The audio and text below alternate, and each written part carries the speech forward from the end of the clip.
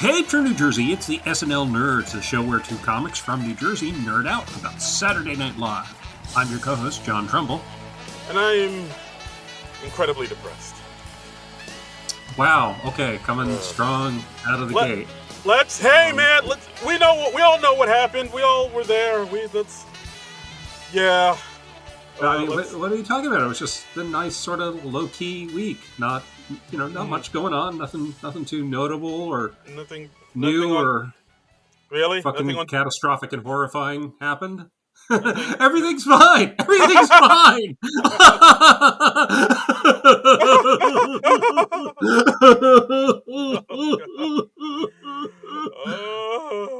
Yeah, we're fine. Yeah, it's guys. If you're a regular listener, devotees will know. You know what happened. You know why we're bummed. It's God damn it. Gugh. Yeah. Did you do what I did and kind of do a quick search about quick places outside the U.S. that are easy to move to? That you could go to? Well, I did not, just because I know that that's not really a possibility for me financially.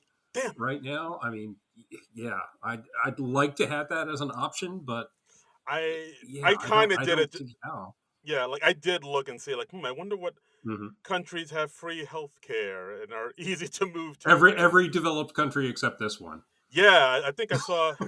Yeah, literally every country except this one. We're so fucked up, my friend. Yeah, the UK, Australia, I think Croatia.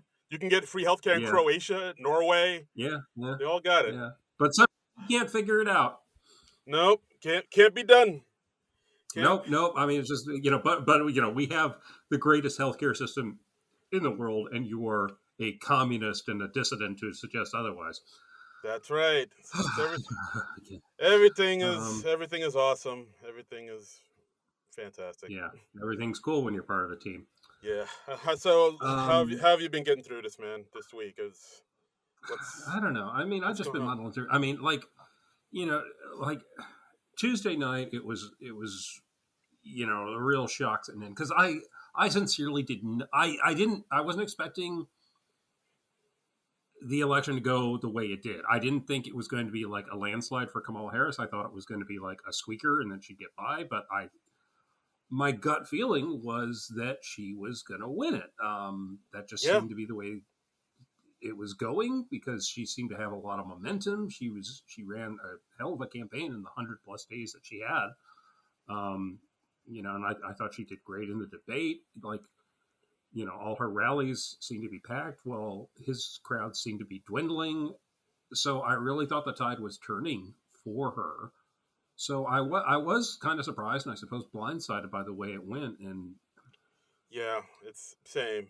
I went to bed thinking, because again, I think I said last week, I didn't want to stay up and look at the results on the off chance that it would go the way of 2016. So I went to bed. My wife stayed up, and then, but I could hear from the next room that she wasn't as enthusiastic as the hours went on when the results came in. I was like, oh no, all right, this might be the last night of good sleep I get. So let me go to bed. And then I woke up, and then of course, in the middle of the night, she kind of came to bed, and it went the way it went, and we had to console her, and I had a pit in my stomach, and it was just like, Jesus Christ, we're really doing this, huh? Yeah, really doing this. I was one of those. I stayed up and I was watching all the election results. I was kind of flipping back and forth between the MSNBC feed and the NBC feed with Steve Kornacki, trying to get updates. And so I got to watch democracy collapse in real time. Yay! Wow. Hey, look at that erosion. Yeah. And and it was from the beginning, it was like, oh well, he's got a lead, but it's not insurmountable. But I don't think there was any point where she was actually ahead of Trump in electoral votes. And it's wild. I mean, it was surprising, and I mean, when it got to the point when he was around, I think 266 electoral votes, and it was just pretty much a foregone conclusion. It was just I did have like a physical reaction. I felt nauseous. I was like, I was at that state where like you're about to cry, but you can't quite cry. Yeah. Like I was nauseous. Like I felt like I had to throw up. I felt like I had to scream, like all this stuff, but like none of it was happening. So it was the weirdest physical reaction for me. And I was just in a blur for the next couple days. I still kind of am. I mean, it's still very fresh. It's still very new. And Yes. Yeah. Same. I feel like probably a lot of people listening to this are feeling the same way. Yeah. Like, Um, I mean, it's still raw. It's still fresh. Like, yeah, it's a little bit better now than it was like the day after. Like the day after, I was just in a yeah, daze, and I went to work, and like my yeah. stomach just hurt all. It was, but like luckily, like I got out the house, I met up with friends and talked, and I Hmm. think, and like going forward, like to all our listeners, I say like, yeah, you just hunker down and do everything you can to preserve your sanity and self-care. Like if you gotta, Yeah. yeah, if you enjoy like listening to music or going for walks or I Hmm. don't know, like reading books or comic books or This what. week, I've watched a lot of movies. I've watched a Yes, few new movies, but I've watched a lot of like sort of old comfort food movies too. right. Um, like the day after it happened, I watched like 3 or 4 movies. No, that's Just great. because it's like I want to be in a reality that's not this one. Yes, please, I'll join you. And But yeah, I mean, like, yeah, like yeah, I'm not saying you have to just sort of totally disconnect from this world. Like, I still want people to, I but am. okay, but I mean, you should still like be informed and know what's going on, volunteer, and all that stuff. But Yeah, yeah. at the same time, just make sure you're doing everything you can to make sure that you're, Hmm.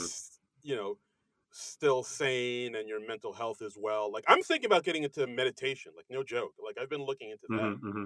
So like do everything you can to just preserve your own sanity and make sure you're okay, just so you have the strength to be strong and carry on, basically. Yeah, it's just frightening because like the people who try to downplay it are just like, oh, it's just 4 years, and it's like, well, no, Yeah. it's not, because he's gonna fuck things up again, and Yes. he's gonna fuck things up for decades, and whoever the next Democrat in office is, I mean, hopefully we can get another Democrat in office, and they're not going to fuck things up so much that Yeah. I don't even want to say it, but Yeah. uh, And you know, and he's I mean, gonna like look at the pattern of the last few decades of this country, and it's like Republicans fucking shit up, and then Democrats come in and clean up the mess, and yeah, I don't know how we break out of this cycle, but I don't know. it's dumb. It's really dumb. This whole thing is dumb. The future is not looking bright. We're all fucked.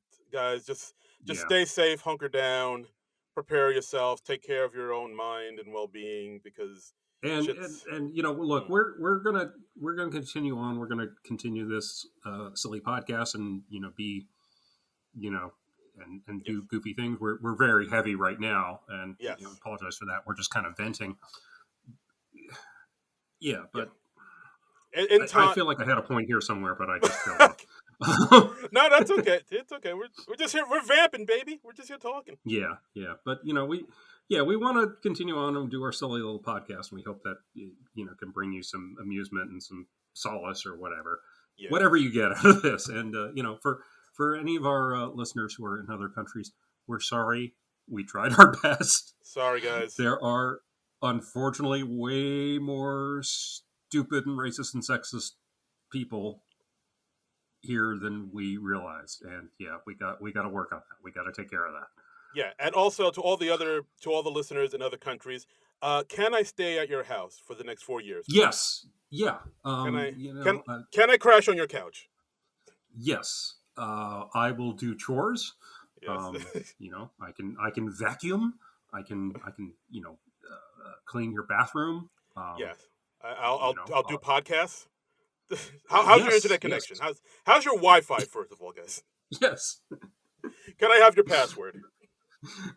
Tate from Manitoba. It's the SNL. See, that has a nice ring to it, right? It kind of does. It rolls off the tongue. Right. I'm your co-host, eh? We can pivot to like a McKenzie Brothers podcast, right? Oh yeah. Yeah. Oh yeah. Yeah. I'll get a Maple Leafs We're just going to shirt. move to Canada, become a Kids in the Hall podcast. Oh, dude, don't threaten me with a good time. Oh, okay. Bruce McCullough. Your thoughts? Anyway, well, I guess we're going to get going on this week's episode and talk about that, and then talk about how SNL addressed the elephant in the room.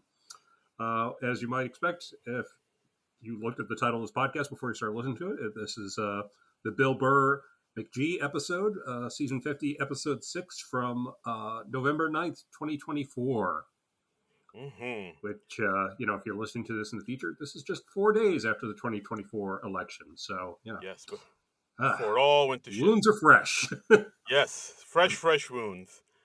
And I actually texted you a couple hours before the show, and I said, "Do you think they're going to have Trump like at a piano singing Hallelujah, just in, parroting what they did after Trump was elected the first time?" Yeah, no joke. I kind of thought that they would do that or allude to it in some way, and sure enough, they did not do that. They zigged when I thought they'd zag. Yeah. So we had what they're calling on YouTube the SNL for Trump cold open, where they were, we just opened on several of the SNL cast members, and they, it's very somber, it's very serious. They're like, well, like many of you, we're sure you were surprised by the results of the election on Tuesday, and Donald Trump, and they're explaining the whole situation, and we at SNL just want to say we were with you the whole time. Yeah, exactly. If you have a list of enemies, we should not be on that list. Right. And just basically the whole cast just doing a 180. It's like, oh no, we believed in you. Heidi said I voted for you 50 times in Pennsylvania. Right. And of course, then Colin Jost said that she was one of the 8% of black women who voted for Trump. Yeah, proudly. Yeah. Colin Jost came out. Yeah. Not he declared that he was gay, but he came out and said, he's decrying the lamestream media and saying it was all Michael Che. Right. And then, of course, then they go to saying like how the entire cast voted for them, except for the 3 disgusting new cast members. And then, of course, they show Emil, Wickline, and Padilla in the corner, and just saying you can find their addresses online and do with them what you will. Right. Yes. Yeah. And they're debuting their new character, James Austin Johnson, as Hot Jacked Trump. And, he comes out in like a black T-shirt, a headband. He looks like he's in a Loverboy video, basically. And he's got like, these fake arms, or, all muscular and veiny, and, looking hot. It's like all those memes you see the MAGA people circulate, where Trump's like, built like Rambo.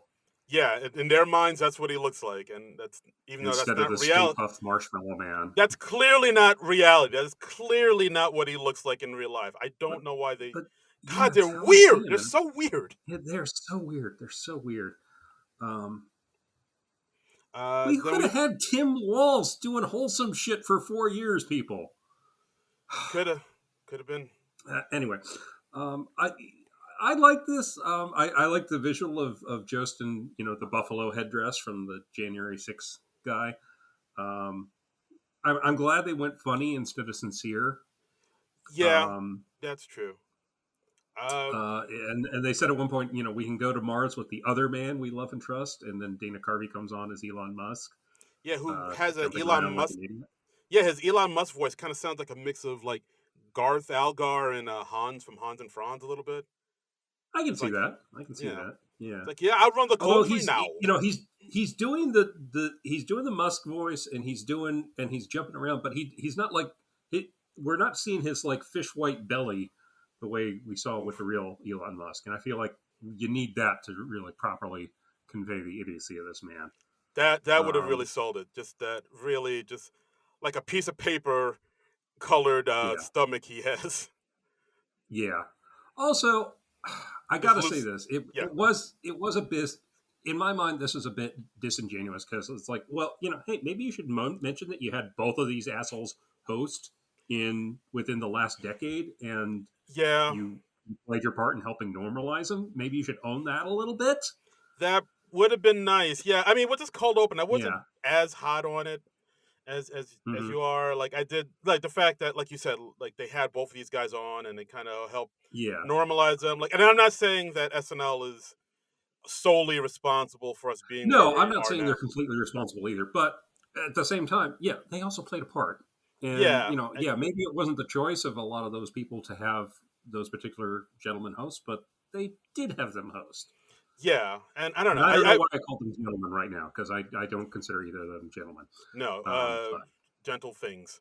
But yeah, I would have, and also like I don't know, I would have liked a little bit more bite, a little bit more teeth in this cold open about like how uh huh, I don't know about how like this kind of I don't know what I was expecting. I was expecting maybe it something was a it little. was an easy joke, I suppose. Yeah, Yeah, um, that's probably it. It was just like an easy thing joke to make, and I know they kind of had to write this really quickly because the results came in on Tuesday, and then yeah, the writers probably had to process all this on Wednesday and come up with something for this right. Yeah, show. I But mean, yeah, I'm sure this was not the show they were expecting to do. no, I mean, you noticed there was no Maya Rudolph as Kamala. There was no Jim Gaffigan as Tim Walls. We still got Dana in there somewhere, but yeah.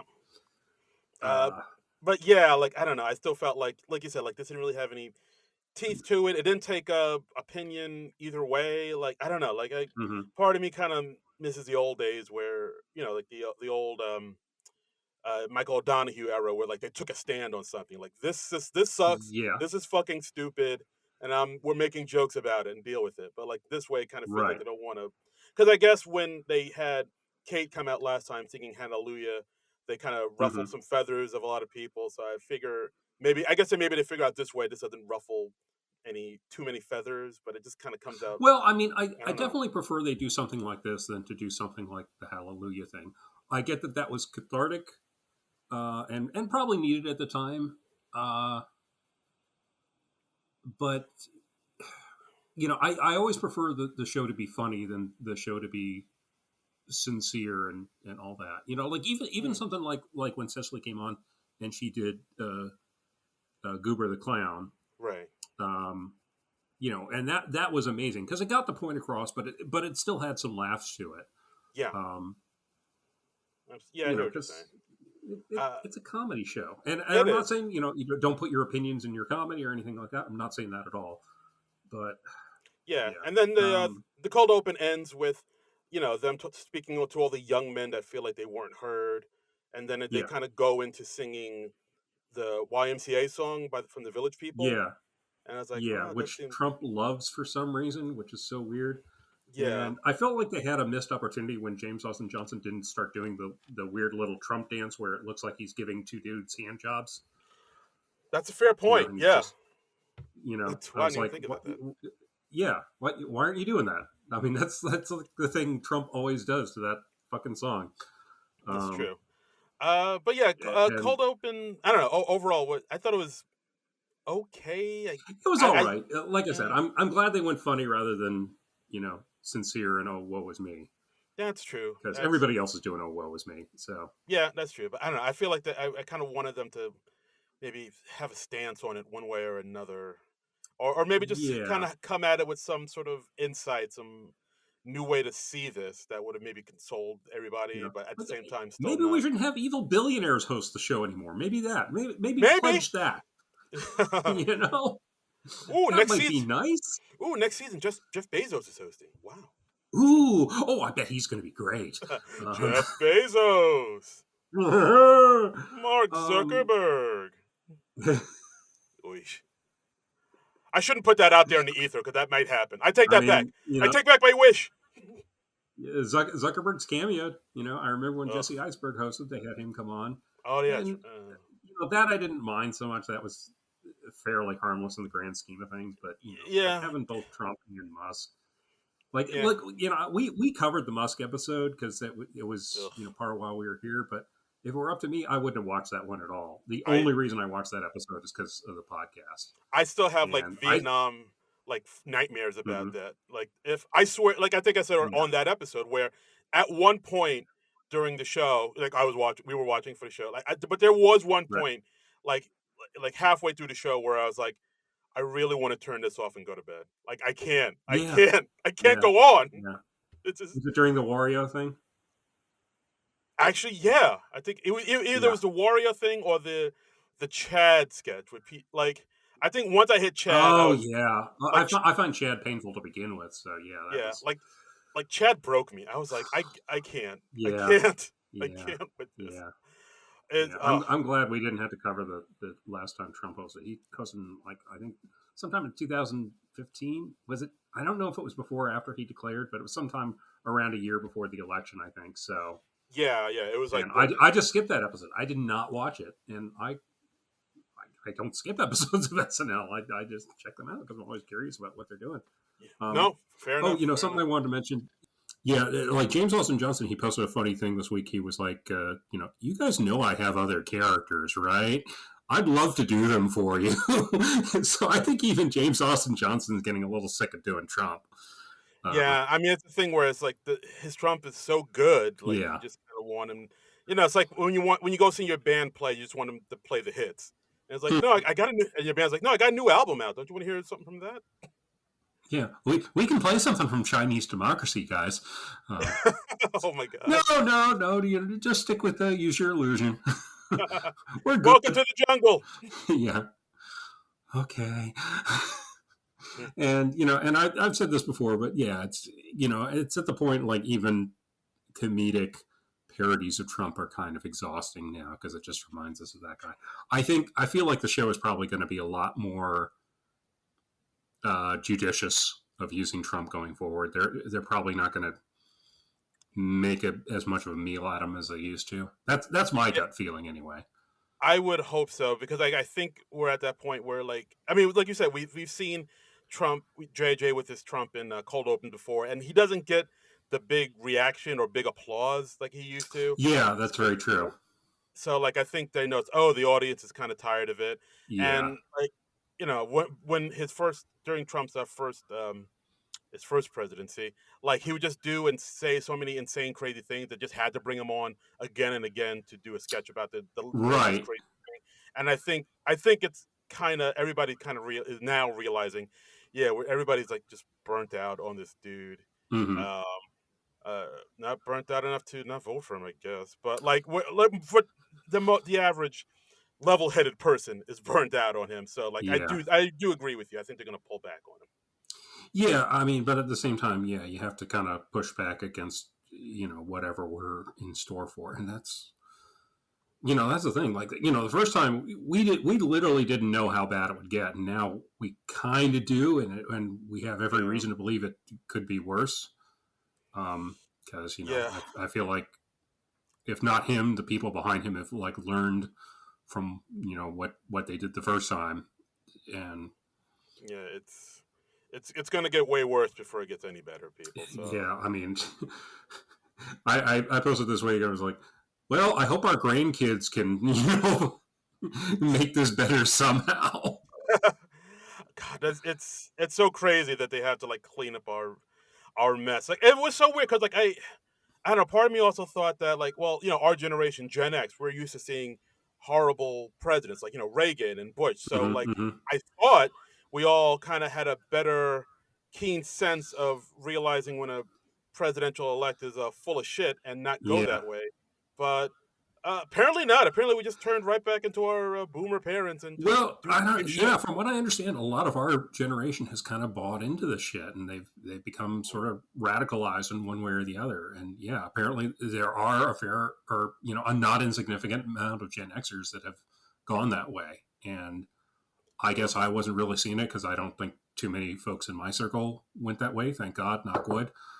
But Yeah, yeah, there was a few people on Facebook that I knew that I saw them post some stuff I did not agree with, so I had to like unfriend a few of them. It's like, God damn it. I did have to. Well, I unfriended one person, because when I posted my immediate thoughts about the election, he responded with a laugh emoji, And Yeah, no, you can. this is somebody that that and I was just like, you know what, I'm just not having it, and you're basically like just a work acquaintance, so yeah, fuck you, Yeah, dude. that I fucker don't can need kick. you in my life. Yeah, he can kick rocks. Yeah, exactly. And I'll give you Oh, his name off air. ooh, spicy. and let you know. I'll spill the tea. I don't think I know. So yeah, let me know so I can get him the fuck up out of my life. If you want to, look, I'm not one to be like, if you're friends with that person, you're not friends with me. I never want to tell my friends who they can be friends with, but I'll give you the information. Oh yeah, Um, put it in the chat or hey, whatever. Let me know. sure, sure. I'll put that in the chat right now. Awesome. All right. So yeah. Oh shit! Really? Yep. God. All right. All right. We're done. Then. Look, I didn't look at what the person posted. I was just like, you know what? Look, that's kind of like a trigger for me when like someone treats my sincere feelings as laughable. Yeah. Why do When I'm not people? joking, and their response is to laugh, I'm just like, yeah, fuck you, and the horse you ran in on. Yeah. Like, why do people do that? They think they're like being big and bad and brave. Like, oh, he's. I just have a very low threshold for the troll mentality. So, Yeah. and Like, yeah, maybe we can edit this out. I don't know. I'll let our producer Frank make that call. I mean, Anyway, no names were said, no words were said, but yeah, okay. I just don't know if this is especially interesting to the listeners. Is all. But anyway, let's move on with the show, shall we? Yes, absolutely. Monologue, Bill Yeah. Burr. A Bill Burr stand-up monologue, as they Oh always yeah, like to label it when a stand-up comedian hosts the show. yes, So, as yeah. So yeah, yes, he comes out. Of course, he says, "Oh well, I came here on a great week, but we're gonna keep mhm. it light." I I don't know. This monologue, I wasn't too hot on because I Yeah, thought he would kind of come out talking about the election and like real have some real interesting thoughts on it. yeah. Honestly, because like this monologue was interesting because it was like bracketed. Because he said like I don't follow politics, so we're just going to have some fun. And I'm like, okay, I guess he's doing a non-political monologue. So then he talks about oh, he just got over the flu or COVID, and then he segues into like some election material, and then he finishes up with just completely unrelated stuff about Shaquille O'Neal doing commercials. So Yeah, it was weird. It kind of felt like he didn't want to talk about it at all, but Lauren was kind of like, well, Bill, people are expecting you to weigh in on the election and talk about some. That's kind of what it felt like to yeah. me. Like I mean, I would say that that's probably like 80% of the reason why he got the gig to host because he's like, oh, Yeah. comedians. Because no one wants Chappelle back, so they're like, well, Bill Burr, he's a established comedian. And he He worked could out host. well for us last time. And Yeah, and I've never known him to really shy away from politics. Um, yeah, yeah, absolutely. So I thought, like, I mean, that's the main reason why I tuned in because I thought, oh, he's gonna have some really cool insight and like mhm, have some really a great way to look at this, and like mhm. he's gonna pull no punches and no holds barred. But he seemed like he had his jokes that he already wanted to tell, Yeah. and he knew he had to say something about it, so he Mhm. kind of shoehorned like a few thoughts about it, about like, oh, are women you're 0 for 2 with this guy, Right. so I what mean, can we learn? I did like his stuff about enough with the pantsuit. You got to whore it up a bit. Find the happy medium between Applebee's and your father didn't stick around. I thought Yeah, it was funny. Um, and I like how he phrased it as I'm not saying you got to be like a total whore about it, but make a farmer feel like he's got a shot. that was an interesting way to put it. And Yeah, honestly, part of me was thinking like, honestly, I bet that would work. you it know. it works for Fox News, I guess. Yeah, Yeah, like yeah, show the legs, show a little bit of cleavage. I bet we're stupid enough as a people that would work. That would move the needle a bit. yeah. Smile sometimes, doll face. Yeah. Um. So that's kind of what I was expecting from Bill Burr. I was expecting to have like a point of view that we didn't hear from anybody else, and I feel like we got it in that segment. Um, Yeah, the and rest I of felt it like was that was a fresh, funny observation, a comedic thing. It's not a serious suggestion, but I thought that was funny. Um, But yeah, but like the rest of it seemed like kind of mm-hmm. it. I don't want to say like open mic material, but it kind of felt like it was like jokes that were like kind of half formulated ideas and not really super fleshed out. And like Yeah. I didn't think the Uh-huh. punchline was super strong on a lot of them. Like he's like, you know how it is when you got the flu, you got to figure out who gave it to you. You know, some guy at Yeah. work, or if you walked by an Asian. I was like, oh, okay.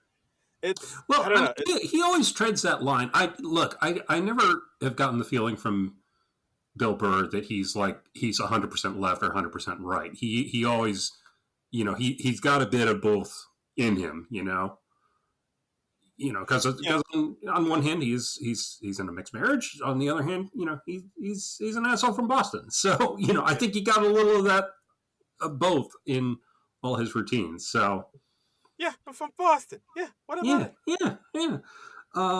Yeah, but like who was watching that debate undecided? That's not a real. He's not really treading new ground there. That's true. Yeah. I mean, the joke we had about Trump at McDonald's, talking about how Uh-huh. genuinely happy he was to be there.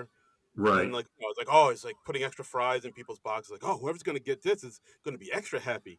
It's like, oh, is that empathy, Don? Look at Yeah. you. Yeah. That wasn't bad. That wasn't bad. Wasn't bad. And But then yeah, but he then, segued into the Shaquille O'Neal stuff at the end, and I was just like, "What? What are you doing this for? What? This isn't really strong stuff." But yeah, that really came out of nowhere, and like it was a bit yeah, of a. Even the audience was like, I guess. yeah, Yeah. because like as a comedian, you always want to end with your strongest stuff, and I didn't feel like that was the strongest stuff. So No, it wasn't. yeah, it was a weird sort of monologue. It was sort of neither fish nor fowl, you know. Yeah, I don't know. I was definitely it did not meet my expectations. I was looking for a little bit more him to come out with a little bit more heat and just provide a little bit more like insight and come out with something really like, oh yeah, this Yeah, is really kind of this is gonna rock the world, and it barely yeah. did. I don't know. Yeah, maybe that's too high of an expectation. It's like I guess so, but like still, it seemed I don't know. we're expecting one comedian to make sense of it all 4 days after it happened. you know, Yes, absolutely. That's what I'm expecting. yeah. Make me happy, Bill Burr. Dance for me, monkey. Yeah. But yeah, monologue. I thought was kind of pretty weak. Okay, all right. Uh, First sketch, Rorschach test. We got a bunch of Boston firefighters. First off, got to give a shout out to the hair department. Great wig on Burr in this. oh yeah, Uh, oh yeah. It's got a yeah, wig. there's a good wig game this Yeah, episode. Good wig game. got hair on my head. Yeah, Yeah, yeah. yeah. No, normally bald guy. This sketch, my character's got hair. We talked about it. I was like, I feel like this guy has hair, and they It's give me got a hair. wig. You know. Yeah. How about that? Yeah. Hmm. So we Yeah. have Heidi coming in as a mental health professional, and she's given Rorschach tests to all the firefighters. And the joke is that Bill Burr's character Ralphie, he's seeing all these cartoon characters in these weird sexual situations. Yeah, it's like all like almost like fanfic, like cartoon erotica almost. Like at one point he sees Mike Wazowski from Monsters Inc. in Yeah. like wedding lingerie and Mm-hmm. like grabbing his butt like he's presenting Yeah. himself to somebody. Okay. Uh, First off, I love that they had to have some graphic designer at NBC who had to produce all this stuff. I find that hilarious. yeah, Because wow. they just went to some graphic designer at NBC on Wednesday or Thursday, and they're like, okay, here's what we need for this sketch. We need Mike Wazowski in white lingerie grabbing his ass. Um, we need Olaf from Frozen running away with Elsa's top, but she's kind of into it. Yeah, wow, yeah. We need a Uh, Jack Snoopy in a red Speedo. And decent he's pull. walking Charlie Brown like a dog. I honestly, I kind of want to sketch about them going to the graphic designer with all this stuff. The graphic designer being like, oh, God damn it, okay. Yeah, some of it I was kind of surprised they got away with, like especially Mm, with Elsa holding her bare boobs while trying to get the yeah. top from Olaf. I was like, wow, they got away with. All right, standards and practices is okay. it's a late night show, so and it's ending up on the internet and Roll 34. If it exists, there is porn of it. Right. So So yeah, so that's basically it. Like Bill Burr's character Ralphie is able to like looks at these Rorschach tests, sees all these right, crazy sex cartoons, but right, everybody else in the sketch just sees the regular Rorschach test. Like, is that right. what They're you like, see? Ooh, I'm gonna pray for you, yeah, Ralphie. we see a butterfly. Like, at one point Heidi's like, yeah, no, seriously, that was, yeah, and they cut back and we see what everybody else is seeing at the Rorschach Yeah. plot. Yeah. Um, Like at one point, Heidi's like, "Yeah, I'm not supposed to say this, but yeah, that is just a butterfly." yeah, yeah, that was an easy one. That was a gimme. I like this. You know, and at the end they're just like, "Congratulations, Ralphie! You're the craziest band in Boston." It was stupid, but it was funny, and I needed a little stupid but funny this week. So Yeah, I think with this, a lot of the sketches, that's where they were going for. I think they were like, "Well, we can't. yeah, Let's not. People are kind of shell shocked after the selection, so let's just lean into the stupid." And there's one yeah. sketch in particular where they Mhm. really did that. I Yeah, think you know what and I'm talking about. honestly, thinking about it, that's kind of what they did, like right after 9/11, because they were like, we're not going to go ultra political because we Mm, can't, because I think they realized like after a tragedy like this, we can't really criticize the current administration. It's going to be a while yeah. before they do that. So they did just kind of goofy sketches, and I remember they had Reese Witherspoon hosting the premiere, and they did a sketch of her like as a mermaid, but like the Little Mermaid, I think, and Ooh. and the one line I remember from that is like, "Oh yeah, I'm like a human woman up top, but the hoo ha is all mackerel." Um, Oh wow. that line is just stuck in my head for the last 25 years. So I Yeah, it is. don't know what that says about me, but Oh boy. This better not awaken anything in me. this better not awaken anything. Uh, Oh, Community is such a great show. Pretty fantastic. They have a runner in the first season where the dean gets into Dalmatian porn. I am not making this up. This It's was on a primetime sitcom at the 8 o'clock hour.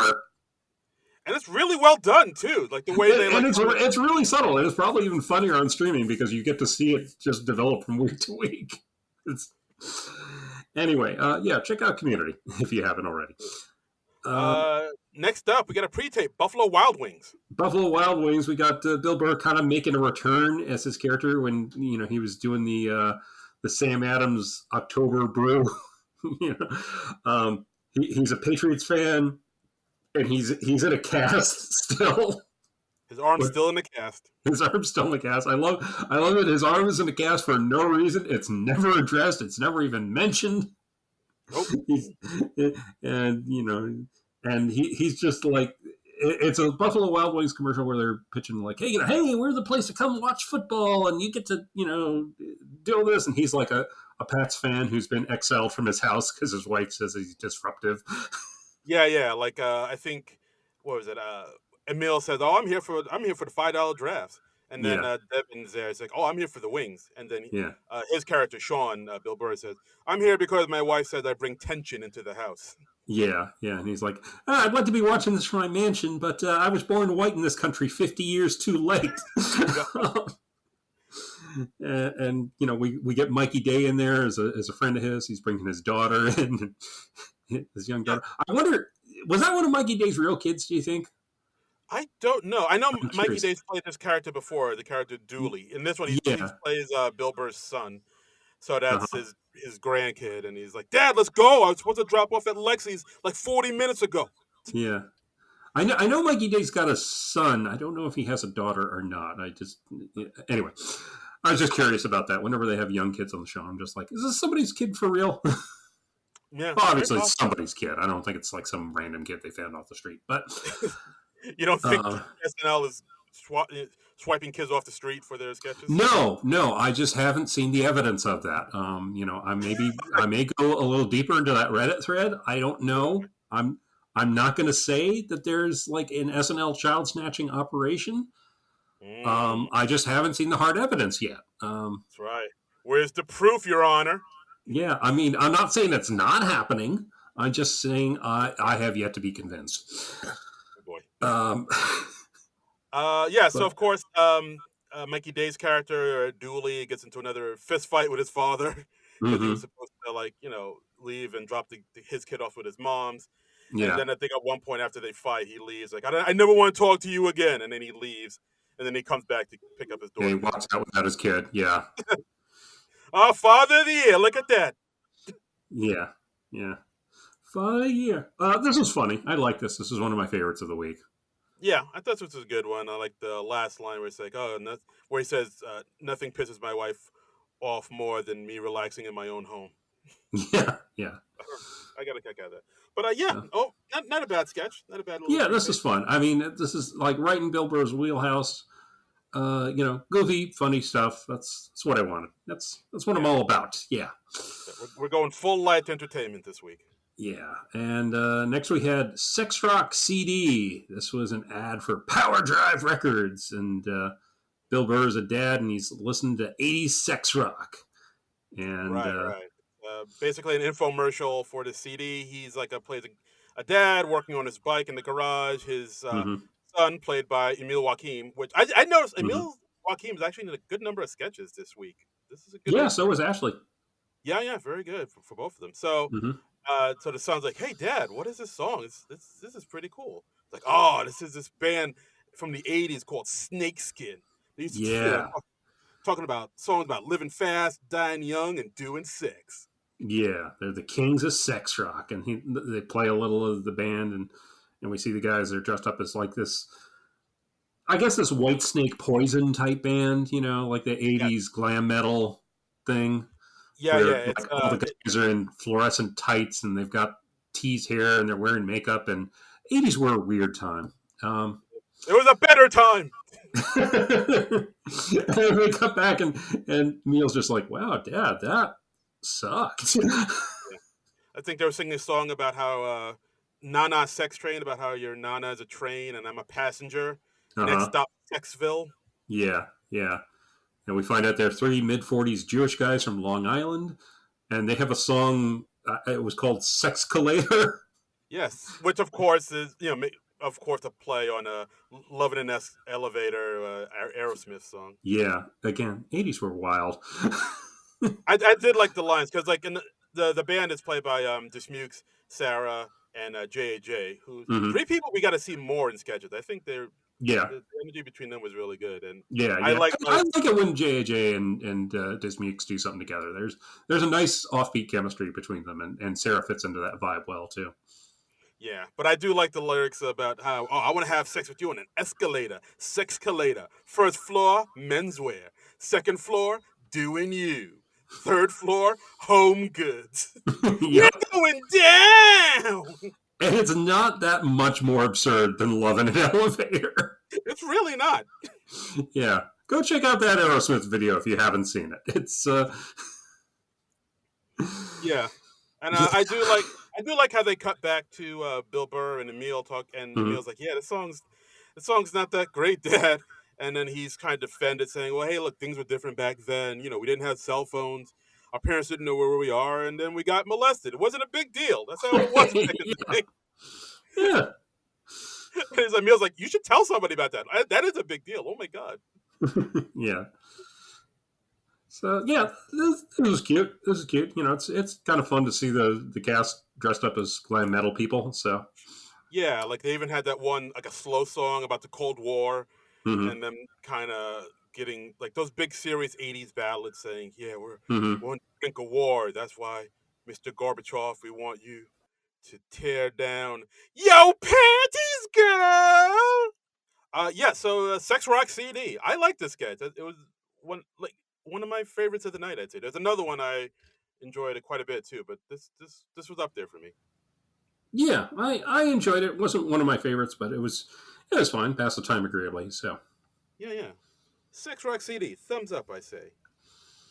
yeah. Let's see. What next? We have a pre-tape called "The Janitor." And Hmm. amazingly, the title that they flash on screen is actually the title that's up on YouTube. Um, What? so yeah, I know I'm shocked as well. So there's basically like a Goodwill Hunting sort of thing where Bowen's professor leaves difficult to solve equation up on his blackboard to see if any of his students can solve it over the course of the semester. And then Michael Longfellow comes in as a janitor with perfect Matt Damon hair. Again, hair department they are on their game this week. On point. Impressive Matt Damon wig. And of course, the genius janitor solves it, and then but then we find out he's like been standing next to Barf the whole time. Yeah, because then we have Dismukes coming in as the other janitor who's like, "What are you doing? I told you to clean up the bath here." Yeah, the bath, and they've all got the exaggerated Boston accents, and Bill Burr comes in, and he's also berating Longfellow, and he slips on the barf, and then the professor played by Bo Yang comes in, and he's like, "Oh wow, you solved this equation."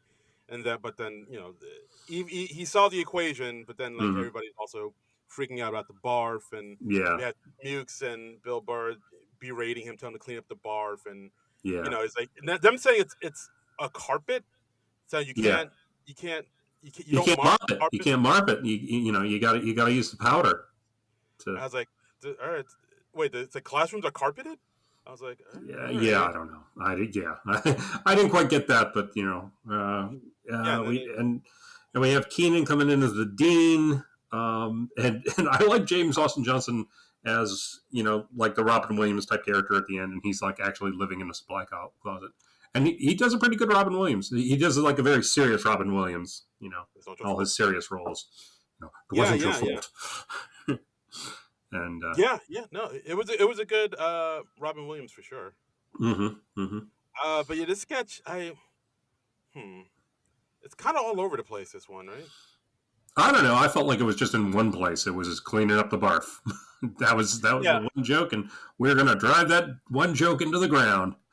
Yeah, maybe that's it, because like I thought, all right, so the focus is the equation, but then the more the focus is like on the barf. Right. And them focusing on cleaning up the barf. At one point, they bring in. He says, "Oh, I tried to clean it up with a Roomba." Yeah. And then so he picks up we see a Roomba going over the barf, and then and it sprays the barf all around. I mean, I'm not a big one for gross out humor, so I wasn't too. That didn't really appeal to me. So yeah, I think that's it. I think they thought maybe centering a whole sketch around barf would be a lot funnier than it was, but like there's not a lot of mileage in barf, people. Even when you're saying the word barf in Boston accents, bath. Bath. They say bath. Bath. Bath. Bath. But yeah, I thought this one was kind of weak. Yeah. Okay. Yeah. Well, I wasn't too enamored of it myself. So It's like, all right. So next up, calling dad. Calling dad. We got some guys who just got done playing pickleball. That's our little topical reference, because pickleball is kind of hip right now. Yeah, that's what all the kids are doing. And they decide to call their dads, and we got Devin calling his dad Keenan, and Dismukes calling his dad Bill Burr. Keenan can like only talk about the Eagles, and, and I like when Dismukes calls Bill Burr. Bill Burr just like hangs up immediately. Yeah, like, it's like, hey, it's nice to hear you. Click. Yeah. Oh, that's nice. Well, I'll let you go. Yeah, I think I did like this. This is like the second sketch I liked, just because they kind of tapped into a thing. Like whenever, like I've called my dad numerous times, and it is a thing where, like, they can only talk about surface level things. Like my dad. Like whenever I call my dad, he will ask me about my car. Like, hey, how's your car running? Car okay? He does that for sure. And it's like it is a thing where it is hard to talk, like to get your dad to open up and talk about things that truly do concern him. So they got to talk about surface level things like how your team is doing, or your car, or your job, or whatever. So I did think this sketch kind of nailed a lot of things, because it does. This sketch I thought was really interesting, because it gets kind of like almost like kind of serious and like heartfelt a little bit too, like where like Keenan's character, his dad, is talking about how the Eagles have been all he can talk about is his team, the Eagles, the Philadelphia Eagles, and then Devin Walker's like, no, let's talk about you, how you're doing, and he has to talk about his feelings, but like through the Philadelphia Eagles. So he's like, well, the Eagles have been around for a while, and the Eagles are starting to feel like there's not much time left, and the Eagles fell in the shower last week, and that's when the Eagles were wondering this might be where the Eagles die. Like really getting into like some real serious Yeah. shit. I was like, wow, like the show really doesn't do this that much. No, and Bill Burr's character did something kind of similar where he was talking about himself in the metaphor of his car. So yeah, I wasn't wild about this one. I thought it was okay, but that was about it. Okay, no, It sounds like it hit you more than it hit me. I think so. I think because like I know when it comes to like sentimentality in your comedy sketches, you lean towards the funny rather than Well, I'm the dead inside, so yes. yeah. Of course, we all know this. You're a zombie. Yeah. But like I did like this because like as somebody who talks to his dad a lot on the phone and like has issues about like mortality. Okay, get it. Your dad's alive. Brag. Jesus Christ! I wasn't gonna say that. I wasn't gonna directly say that. You didn't have to. Oh, look who has a living father. For listeners, both my father and my stepfather passed away some number of years ago. So, R.I.P. Yeah. But like they were trying to kind of make this solemn point about how how hard it is especially some older men, how hard it is for them to really express like some deep thoughts they're having. Or yeah. No, I do feel like there is that negative truth in this sketch. So yeah, they were definitely hitting on that, and I had conversations like that with both my dads. So like when Burr's talking about how he worries about how your car wishes my car was closer to your car, and because my car's car died around the age your car is now, and last week the doctors found some polyps in my car's ass. Yeah. That's what killed my car's car. Yeah. It's like, wait, Grandpa died from polyps? We're talking about cars here. Yeah. I like the sketch a little bit more than you did. Yeah, you did. I thought it was fine. I didn't have much against this sketch, but yeah, I feel like it spoke to you more than me. So yeah, I did. But I this was the second sketch of the night. I'll go to bat for it. Like I thought this. Okay, all right. So then we got our musical guest, Mk.gee, with two songs, Rockman and Ailsis. Yeah. Or Alasis. What'd you think of this? What'd you think of this guy? I know you don't like it, but I was able to vibe out to it. I mean, I'm guessing you don't like it. I'm assuming. I didn't hate it. I wasn't.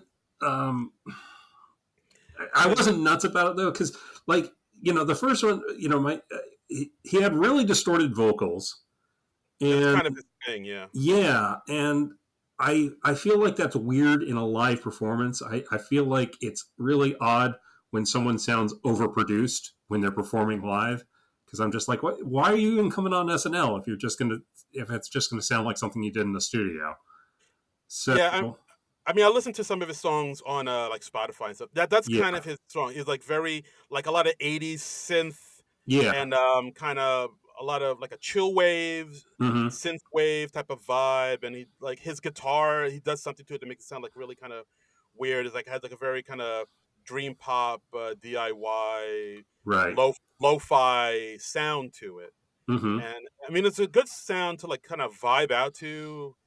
But like, yeah, as far as like a live performance goes, I don't think it really works as well. Yeah, I didn't think his music was bad. I just didn't think it really translated to live, So, yeah, that's fair. That's fair. Yeah, like, I was like, I just don't see the point when somebody comes in and it sounds just like a studio track, because it sounds like overproduced, and it's all all this distorted vocals and stuff like that. And I was just like, okay, all right, yeah. What can you do?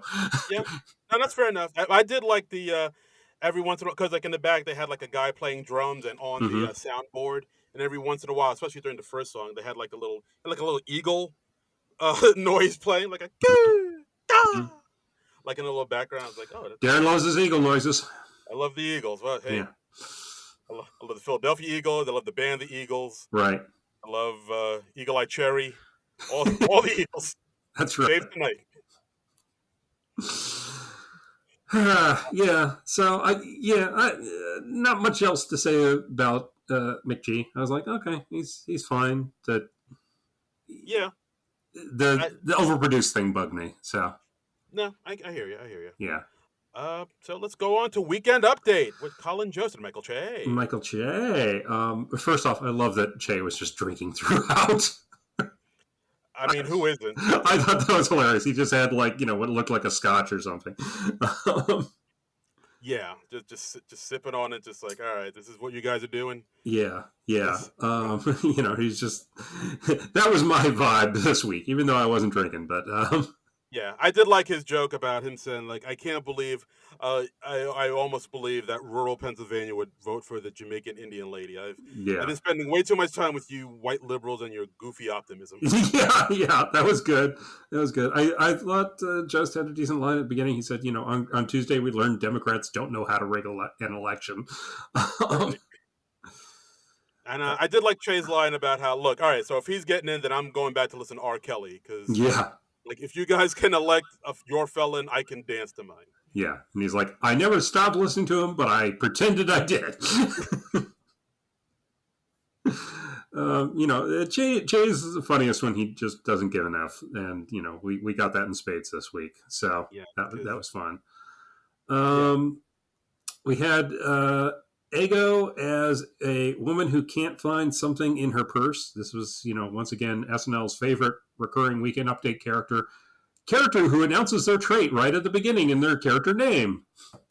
Yeah, they really kind of put the cart before the horse there. They love doing that. I don't know when it got started, but I want to say maybe it was the girl you wish you hadn't started a conversation with at the party. I would say that. Yeah, but it feels like ever since then, for the last, 10, 15 years, it's just like, and now let's hear from character who has a wacky trait we announce right up the top. Hey, character who has a wacky trait we announced right off the top. You're showing your wacky trait. Hey, I'm doing my wacky trait. Wacky.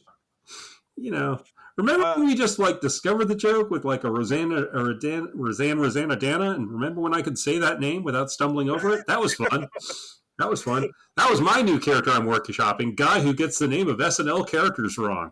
You're workshopping that, are you? I am. Very nice, very nice. But yeah, I mean, as far as this segment with Ego, I thought it was okay. That sums it up well. Yeah, like she pulls out some maracas and a dead fish, a voting ballot. Yeah.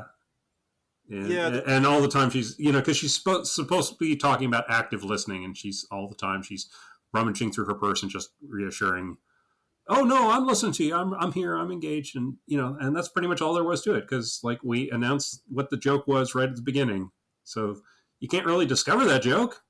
Nope. All you can do is just have her pull more and more surprising things out of the purse, and even that gets old kind of quick. So yeah, like at one point she kind of pulls out a gun, and then she pulls out a smaller purse.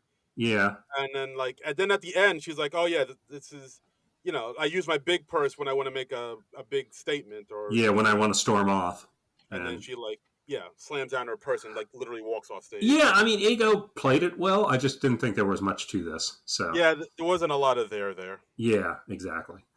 And speaking of not a lot of there, we had Keenan returning as Che's neighbor Willie. Oh, come on, Michael. Yeah, I just really don't think there's much to this character. Yeah, he had a few. Well, see, I said a few. Now I'm double thinking it. Yeah. Yeah, he had to talk about because everybody's down in these post-election time, so you got to think of somebody that can lift everybody up. So he brings in. He's upbeat Willie. And stuff. Yeah. Always optimistic. He talks about elections are always great. How you get rounded up in a van and going downtown with other dudes. Yeah. Who look like me. It's like my dad always said. Is this the man who attacked you? Yeah. Or, it's like they say. That's the man that attacked you. It's like, all right. Yeah. I mean, Keenan's affable and goofy enough to get it over, but at the same time, I've just never cared for this character much. I just never thought there was much to him. So when they brought him back, I already kind of half tuned out. So yeah, they talk about it's important to use your vote. How else are people going to know when you're trapped in an old refrigerator again. What, you'd never played hide? So, and then Che's like, hide and seek, right? And it's like, oh, that would be nice. Yeah. Ba-dum-tsh. Yeah, so I felt like we were 0 for 2 for death segments this week. Yeah, I think the audience was a little kind of subdued as well. They were kind of, but Yeah. I just put a lot of sketches. They were, I mean, of course, the sketches themselves weren't super strong, but like also they Yeah, were. I felt like the sketches kind of got weaker as we went deeper into the evening. So Yeah, let's plow ahead, plow on. yeah, this sketch, Bald guys. Bald Guys. Yeah, I didn't write that down in the title of this one. That was, yeah. So we got Mikey and Sarah on a first date in a restaurant, and they're like, "Hey, isn't it great that like nothing weird happened? I didn't say anything weird. You didn't say anything weird." And I'm like, I'm sitting here, I'm like, I think it's weird that you both ordered dessert and you aren't eating it, because like Mikey's got a delicious looking slice of chocolate cake right in front of him. Sarah's got like a what looks like a nice cheesecake, and they're sitting there untouched. That's weird. That's weird. Get a doggy bag or just eat that shit up. Yeah, dig into that, or if you're gonna eat it. Yeah, I mean, come on. You know, you're not going to do anything in the big musical number that follows. So eat your dessert. Damn, free food. Yeah. So they say like, oh yeah, nothing's weird has happened. Although it is weird that every man in this restaurant is bald. Yeah. And they're surrounded by bald men. Yeah. Then we got to a wide shot. Yeah. And then the men break out into song about being bald. Yeah. So apparently you and we should have tried to be extras this week, I guess. Damn it! We could have gotten in. The role I was made for. I know. And yeah, this was one of the ones where I was like, yeah, this is just straight up silly pants, where they were just really. Yeah. I don't know about this because like it has a vibe. We got a host who shaves his head. Bald people. Yeah. It feels kind of like something maybe Monty Python would have done back in the day. They would have gone even more over the top with it, though. Yeah. Yeah, absolutely. So, okay, like, here's my thing about bald jokes. I'm not a big one for bald jokes, not because I'm a bald person myself, just because I don't find them especially funny. I don't find them surprising or clever or anything like that. Because, like, most of them just amount to, oh, haha, you're bald. And, yeah. I just don't see. It's the same thing with fart jokes. I find most fart jokes are all the same. So I don't really care for like fart jokes or like gross out humor, like I said before. And bald jokes kind of fall under that same umbrella for me. Just yeah, yeah. Yeah, I mean the jokes here I thought were okay. We have like at one point a bald guy doing like interpretive dance. Mm-hmm. Yeah, it's not a cast member; it's like a dancer they hired. Yeah, a legit like Alvin Ailey type dancer, like doing some pretty good stuff. Actually. I don't know who that is, but okay. Alvin Ailey? He has a whole like dance center dedicated toward him in the city in Manhattan. Okay, all right. Did I hit a nerve? Get cultured, man. Alvin Ailey, he's like a big deal. Okay. All right. Listeners, call in. Am I wrong for not knowing who Alvin Ailey is? Dude, you look up Alvin Ailey, you're gonna feel so foolish. I don't think I will.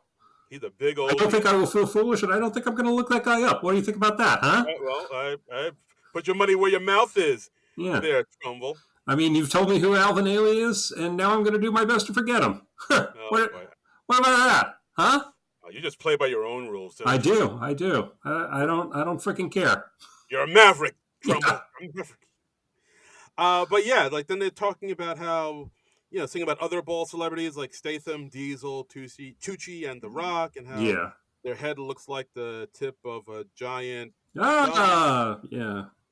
Yeah, and then they kind of go into this part of the song where how they're bald by the time they were 17. Their gym teacher was super mean, called them Mr. Clean. You wrote down way more lines from the song than I did. They got caught with an underage girl in the back of a limousine. The coach. Yeah, the gym teacher. Yeah. They're more generous in bed because they have to be. I wrote that bit down. I was like, and also like, I guess a part of me was thinking like, I don't think this song really plays because I think it's more like socially acceptable these days to be bald. It's like it's not as big a deal. Yeah, I don't feel like there's any sort of stigma because like there are so many people who who just shave their heads, by choice, and they're not bald or balding, and yeah, it's not an uncommon thing. You don't see like comical toupees on too many people these days because there's just not as much stigma on being bald. It's pretty normalized. Yeah, it is. Like, I remember back in the day when they had like the hair club for men, and the spray on hair in a can and shit like that. Because like back in the '80s, it was like, oh, you need a full head of hair to get a gal.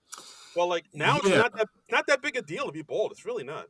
Yeah, and yeah, it really isn't. I mean, most people don't even mention it. The only thing I find irritating about being bald is that people say you look like every other bald dude out there, even if you look nothing like them facially. That I find tiresome. People tell me I look like The Rock all the time. Right. Right. I know, I get it. Yeah. Like, I mean, there was one time, like our friend KP Burke, he posted a picture of another comic who like shaves his head, and it was like a long distance shot, and he was like, "Hey, John Trumbull killed it tonight." And he tagged me in this as a gag, and then so I had like a lot of friends saying like, "Oh, hey, congratulations, John," and it was just like, no, that's not me. It's obviously not me. Even in a long shot, that's not me. I was like, you need to get your eyes checked. But a lot of people, all they see is bald. So I'm more than just a bald head, people. So it's like, yeah, look at somebody's facial features for crying out loud. Look me in my eyes, not my head. Yeah. So my eyes are down here. I don't know. Yeah, it's weird. I guess it's like, maybe it's like being like a woman with big breasts. That's all that people see of you. Probably. Yep. Yeah. But yeah, this sketch, I mean, I'll commend them for taking such a big swing and going there, but it's ultimately it was like, I don't it felt kind of flat. Even the audience didn't seem to be that big into it. Yeah, it just seemed more weird and random than funny to me, which so absolutely. So next up, Trauma Support Group. Yeah. This one. First off, I got weirdly excited at the beginning when the establishing shot just says Episcopal Church. I was like, hey, Episcopal Church. Episcopalians never get any sort of representation in the media. So I was like briefly, absurdly excited. I was not expecting you to say that. All right. Well, like Darren and I, we were both raised Episcopalians, so. Like, finally, our people are heard. That's right. We've been underrepresented too long. It's, so basically it's a trauma support group. We have Bill Burr as the person heading up the group. And once again, weight game strong. Bill Burr, he's got long hair and a ponytail. Got a ponytail. He's like the new agey guy. Yeah. I'm like a hippie. Yeah. Look, I got Birkenstocks. How about that? I wear fucking Birkenstocks. Got a shirt made of hemp. Yeah. I'll just say, wig department, they earned their keep this week. And I did find myself wondering in the previous sketch, I was like, wait, so is that the hair department that does that? I guess it's the makeup department that does all those bald caps. Yeah, it's got to be, right? Yeah, I would say so. Yeah, okay. So we got Bill Burr heading up the group. We got JAJ. We got Emil Joachim again. We got Bowen. We got Wickline. And we got Padilla. Yeah. And it's basically everybody in the group's kind of sharing their trauma. Yeah. And things that's happened to them and their grievances. And then Bowen kind of plays this person who kind of has this very kind of petty grievances. Like his no pain too. I got locked out of my Tubi account. And my battery started to suck. My phone battery sucks. It's like down to 20% by midday. And and like he was like, I felt like my vote didn't even count because I was like watching an old episode of The Voice when what's his face was still a judge. Oh, Adam Levine. Yeah, that's the one. I blanked on his name and I didn't write it down. It's okay. But everybody else in the group is like saying, well, these aren't real grievances. These are seem kind of petty. But then Bill Burr, as the leader of it, is like, hey, no, his feelings are valid. Validated. And like that's kind of seemed to be the role he was playing. Yeah. I don't know. This is another sketch. I was like, there didn't seem to be a lot here. Yeah, it was a weird meandering sort of sketch. I was one thing a random thing that amused me was like one point I just made the note, so many donuts, because there's just this huge pile of dozens of donuts in the background. like more donuts than one meeting could ever possibly need. And I then there was a joke later on in the sketch about Bowen like ate all the donuts. Yeah, ate all the donuts. Yeah.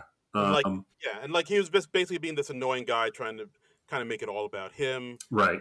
I think at one point, Ashley Padilla talks about how her dog died and Yeah. how that that almost caused her to relapse. And then Bowen says like, "Oh, boring," and then he puts out a cigarette on her leg, Right. and then she does this really loud scream and yelp to Yeah. the point where like Bowen almost breaks because of it. Oh no, Bowen starts to crack up, and then she sees him and start to crack up, and she starts to break a little too. That was amusing. I mean, that was, as long as they don't break to excess in sketches, Jimmy Fallon. I find it amusing, and it's a nice, sort of human moment when they're breaking for real, Yeah, absolutely. And so I kind of like that. I found that fun. Yeah. Something that struck me in this sketch was like, because Bowen, like you said, Bowen has all these petty grievances, like my iPhone battery dies. It struck me as like Bowen his character is like the anti-Penelope. Because Penelope always had to like top everyone with what she was doing, and like Bowen was kind of, oh, my thing's way worse, but it was way more trivial. So oh wow, I didn't think that's a great comparison. Well done. It's a wonderful insight. I'm a bright, insightful guy. Very well done. Yeah, and then the sketch ends basically with Bill Burr talking about how he lost his wife, talking about how they were playing tag outdoors Christmas Eve, and then she just exploded. Exploded like a spinal tap drummer. And he was like, yeah, some of it got in my mouth. I don't know if she stepped in a landmine or maybe some of the Diet Coke and Mentos she had. Yeah. But she's like exploded. And just then, really weird, random way to end the sketch. Yeah, and then like Bowen gets bored with him and puts out a cigarette on him, and then that's it. Yep. And I was like, what was this? Yeah, weird, meandering, anticlimactic sketch. Yeah, it was. I was like, wow, this really. But I enjoyed seeing Bill Burr in his wig. Yeah. That was fun, and I liked Ashley and Bowen cracking each other up. That was fun. I'm glad they had fun. Exactly. And lastly, we have I Got One. Final sketch of the night. We got Ashley Padilla anchoring a sketch. Yeah, pretty much. Yeah, right. we got a big group out for a work dinner. Keenan, Heidi, Ashley, Bill, Ego, I believe, and Bowen. They're all like co-workers. Yeah. Going at a dinner with their boss, who's treating, and Bill Burr is there with his wife, and they're all kind of cracking jokes. Yeah. And that causes Bill Burr's wife. Yeah. Wife to want to tell a joke. Yeah. And she tells this long meandering story about like 4 dogs who come in from a walk, and they smell like somebody pooped, and then it's just this long unfunny story that just bombs. Yeah. I will say, I guess it's kind of it's got to be difficult to write a joke that is so bad that it will definitely bomb. So I guess I'm kind of impressed that they did that. Yeah, very much so. Like they were, because the joke she tells isn't really a joke. They even say it later on in the sketch. Right. Yeah, it's more like a story. It's not a joke. Yeah. And like she tries to retell the joke, and it just goes as right bad as before. And like doesn't understand why she can't tell this joke correctly, and she gets more and more frustrated. I think at one point, like Bill Burr tries to tell a joke, and like she kind of comes in with the tagline of her joke is like, "It wouldn't smell like that." Yeah. I will give props to Ashley Padilla for like really selling that she can't tell this joke, and like I don't know. I did like her performance in it. I thought it was well performed. I just didn't like the writing of the sketch. I just thought it was an unfunny sketch. The one moment that really made me laugh was like when Bill Burr turned to her and he goes, "You think you're arm candy?" She goes on this sort of defensive thing about like, I'm just here as your arm candy, and I'm not supposed to be funny. And then Bill Burr just goes, "You think you're arm candy?" And he just kind of starts to explain that she's not attractive enough to be arm candy or something like Right. that. Yeah. I mean, Yeah. that was so out of the blue, it made me laugh. Yeah. And the way Bill delivered it, I thought was terrific. Yeah, but this sketch, I like Ashley's performance in it, and I Mm-hmm. really hope she gets a chance to do something, you know, later on in the season with like stronger material. Because Yeah, like, look, yeah, I don't think this is any reflection on her, even if she had no, like a hand in writing the sketch or something. But yeah, I want to see more of what she does. You want to see all of the new people yeah, no, use like, their best ability. yeah, but yeah, I thought the sketch was kind of like it had a few pops, like you said, with Bill Burr saying you think you're arm candy. Yeah. But for the most part, it kind of does fall flat. Although, like I said before, Ashley's performance I thought was really good, and I Mm-hmm. really would like to see that performance in a better sketch. Yes, agreed. Absolutely. So and then that's the episode. Finally, they put up a title card, uh, commemorating the loss of Mr. Quincy Jones, who we passed away earlier this week, who hosted Yeah. SNL back in February 10th, 1990. Wow. Yeah. Yeah. The great I don't. Quincy Jones. I don't remember anything about that episode in particular, but yeah, Quincy Jones was amazing. We were talking about him a bit before we started recording, and you were saying, like I said, he produced Beat It, and you're like, yeah, he produced Beat It, Bad, and Off the Wall. So like, He produced 3 of Michael Jackson's arguably biggest albums ever. yeah, those are the Uh, three, and that's enough to secure his legacy. But then he did all this other stuff too. Yeah. yeah, like Um, I mean, he was in a studio band with Elvis. mm-hmm, He worked with Dizzy Gillespie. He mm-hmm. produced his first big hit that he produced was "It's My Party" by Leslie Gore. Yeah. It's my party. He produced that. Of course, Yeah. the song he started off in jazz. He composed Yeah. the song "Soul Bossa Nova," which most people know as the Austin Powers theme song. Da-da-dun, Exactly. da-da-dun, da-da-dun, da-da-dun. Yeah. He composed TV theme songs. He composed a theme song to Sanford and Son, Dun, dun, Ironside. dun, dun, dun, dun, dun, dun, dun, dun. Uh, Dun, he dun, dun, dun, dun, dun. I don't know how the theme song Ironside goes, so yeah. Roots. He composed that. He composed scores for The Italian Job, In the Heat of the Night, The Wiz, The Color Purple. Then Jeez. then he got into television. I mean, We Are the World. He Oh produced and yeah, conducted yeah, that. true, yeah, I mean, my God. And then he got into yeah. television, and he cast this one kid named Will Smith for this TV show he produced called The Fresh Prince of Bel-Air. Then Wow. then then he produced Mad TV and composed Yeah. a theme song to that. And I'm also Peggy Lipton's baby daddy. Pepe Lipton, yeah, Rashida's dad. He gave us Rashida Jones. I mean, I mean, if he's if worked. you've done any one of those things, yeah. Yeah, I mean, how he. amazing! I mean, What an he's amazing worked. life and amazing career he had. So Yeah, he's worked with Sinatra. He worked with Aretha. He worked with Ray Charles, Count Basie, Shaka Khan, Little Richard, Tony Bennett, Donna Summer, Sarah Vaughan. I mean, my God, yeah, this man has lived a life. yeah, spectacular. Spectacular. So, Quincy Jones. Go back and watch his episode. Like, I remember on that episode, like the musical guest Mm-hmm. because he wanted to have like a ton of like musicians that he worked with directly and do like a kind Uh-huh. of almost like I don't know what you call it, like a big Like a old, musical episode.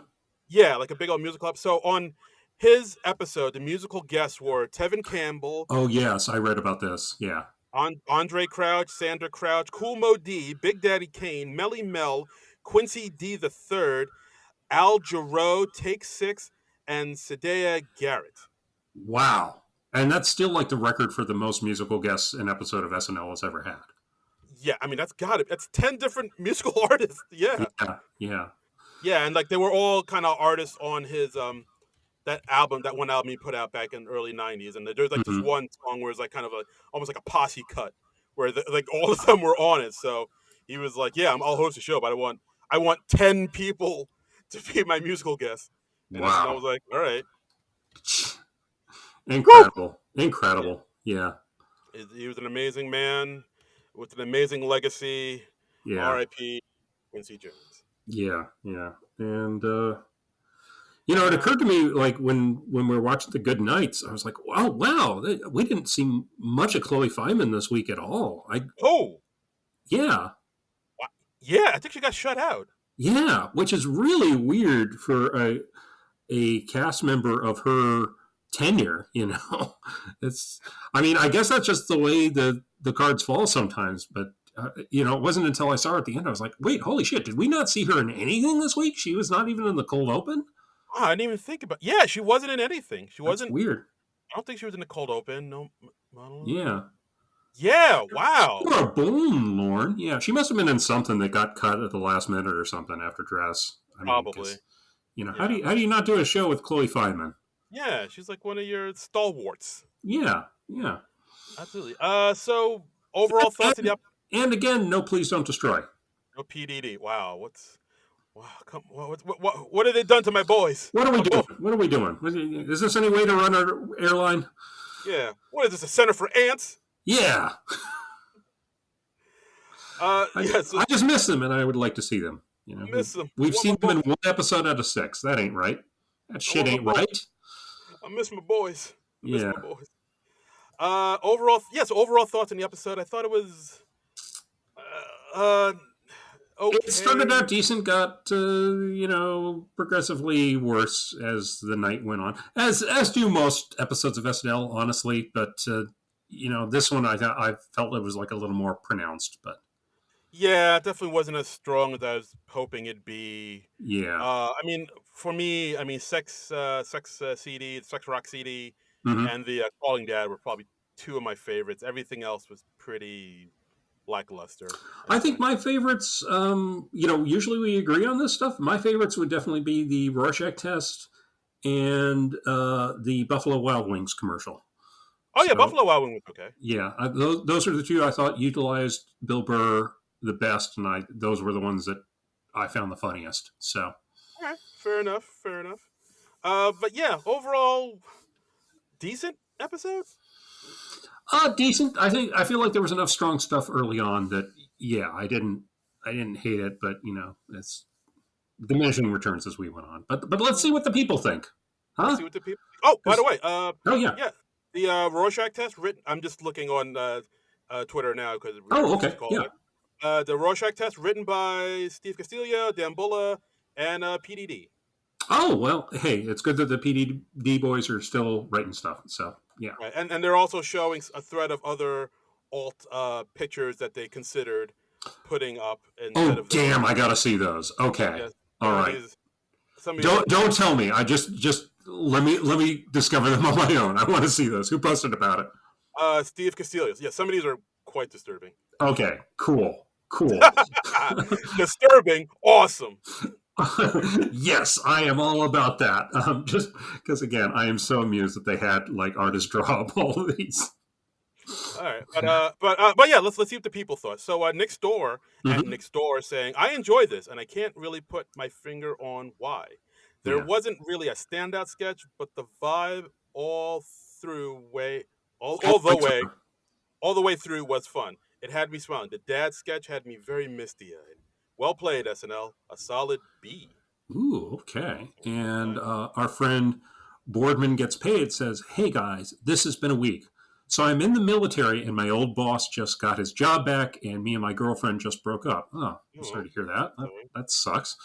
I didn't realize you were in the military either. I don't think you've mentioned that before. Thank you for your service. Yeah, thank you for your service. Sorry about that whole commander-in-chief thing. But this episode kind of got me out of it. The sketches were funny. SNL trying to kiss the ring for the cold open was hilarious. Mm-hmm. And then I think he continues on. Let me see. He says, Mk.gee is now my new favorite musical artist. Wow.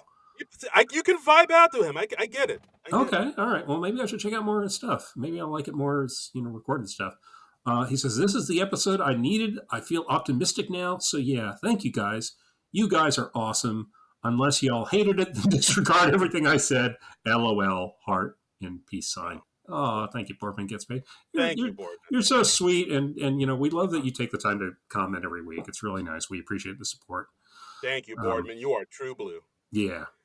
So I Heart Hater saying, "Hard to really settle on a feeling, but that's been my entire week. Yeah. The janitor really worked for me. The cold open was the ideal way to do it." Yeah. Okay. So that was good. And then we have Martin, who says, 0 for 2 had me dying. And then he continued with pantsuits. So funny. So yeah, he really Martin really liked Bill Burr's monologue. Yeah, So but the yeah, pantsuit.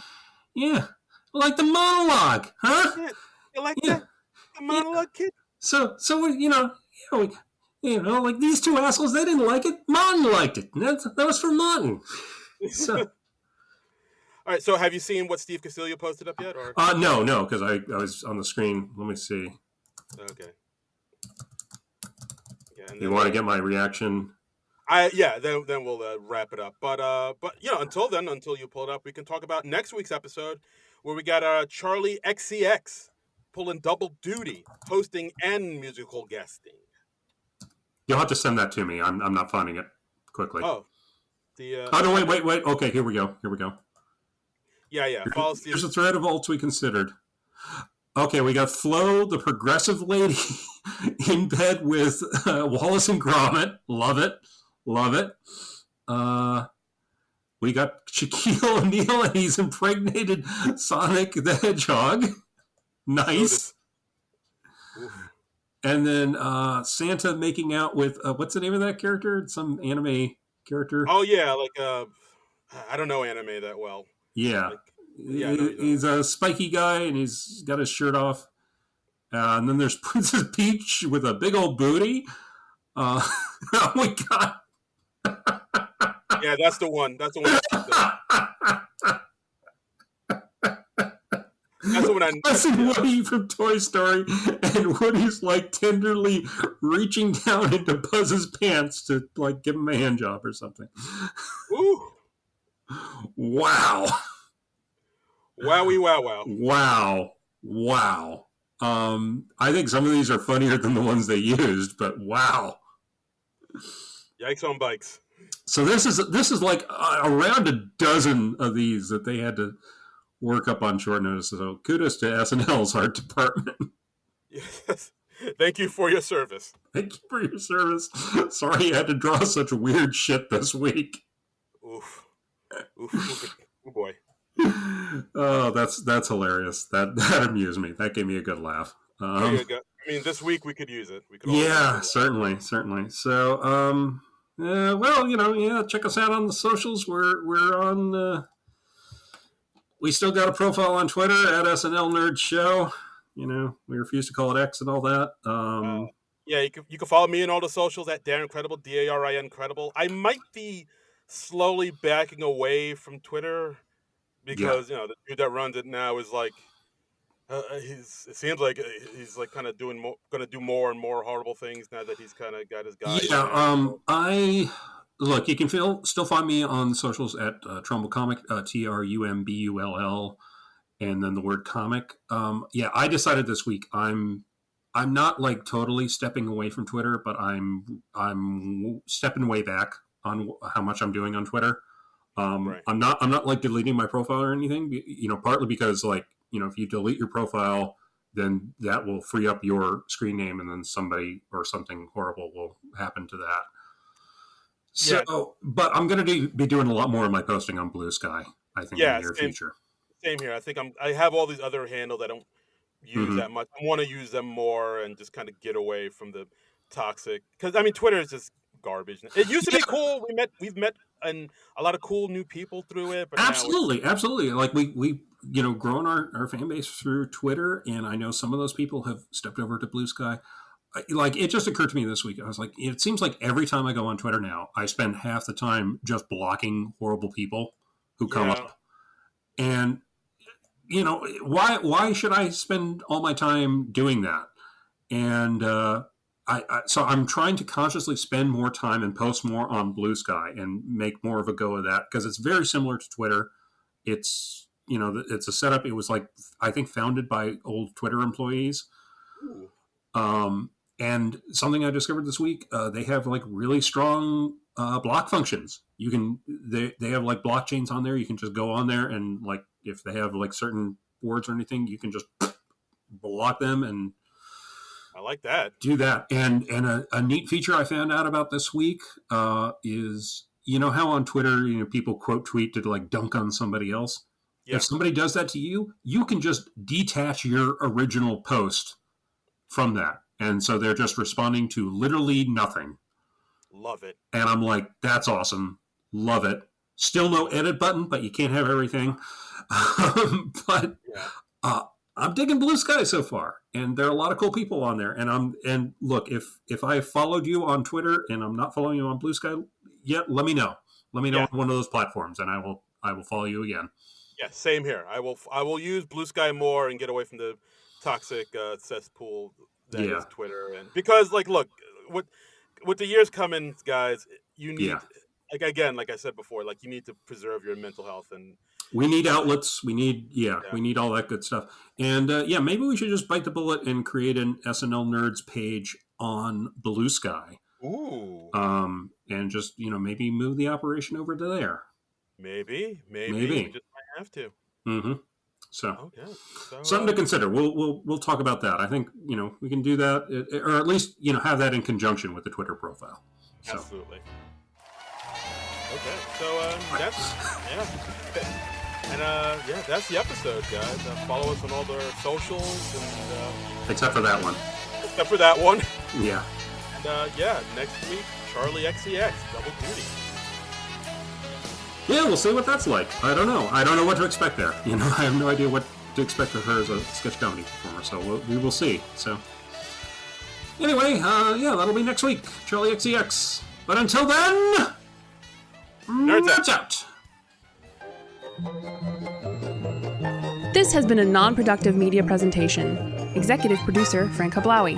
This program and many others like it on the Non-Productive Network is distributed under a Creative Commons Attribution Non-Commercial No Derivatives license. Please share it, but ask before trying to change it or sell it. For more information, visit non-productive.com.